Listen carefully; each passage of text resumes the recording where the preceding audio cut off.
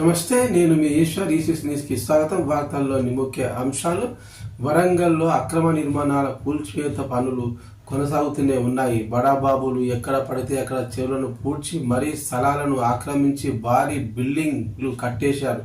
హైడ్రా ఎంట్రీతో అక్రమార్కుల గుండెల్లో రైళ్లు పరిగెడుతున్నాయి.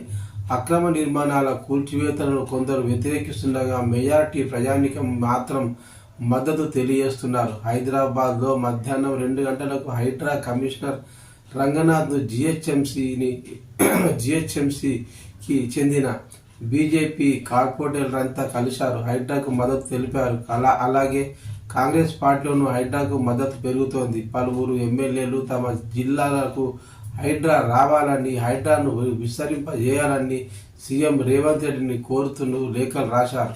అక్రమ నిర్మాణాల బిల్డింగ్ కూల్చివేతలపై తమ లేఖలో హర్షం వ్యక్తం చేశారు. రేవంత్ రెడ్డిపై ప్రశంసల జల్లులు కురిపించారు. వరంగల్లోనూ అక్రమ నిర్మాణాలను మున్సిపల్ అధికారులు కూల్చివేస్తున్నారు.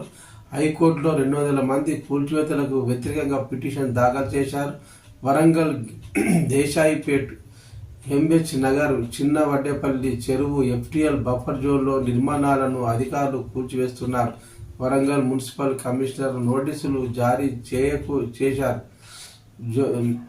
నోటీసులను సవాల్ చేస్తూ 200 మంది హైకోర్టులో పిటిషన్ దాఖలు చేశారు. ఈ పిటిషన్పై జస్టిస్ వినోద్ కుమార్ విచారణ నిర్వహించారు. ఎలాంటి సర్వే చేయకుండా ఎఫ్టీఎల్లో నిర్మాణాలు ఉన్నాయని ఆరోపణలు చేస్తున్నారని పిటిషన్ తరపు న్యాయవాది వాదించారు. హైదరాబాద్ తర్వాత అన్ని జిల్లాల్లో చెరువులు పునరుద్ధరించడానికి ప్రభుత్వం చర్యలు తీసుకుంటుందని, హైడ్రాకు మంచి స్పందన వస్తుందని, హైదరాబాద్ ఒకప్పుడు లేక్ సిటీగా ఉండేదని, చెరువుల పరిరక్షకులు అక్రమణలపై ఆధారాలను సంబంధిత అధికారులకు అందజేయాలని మంత్రి పొన్నం ప్రభాకర్ తెలియజేశారు.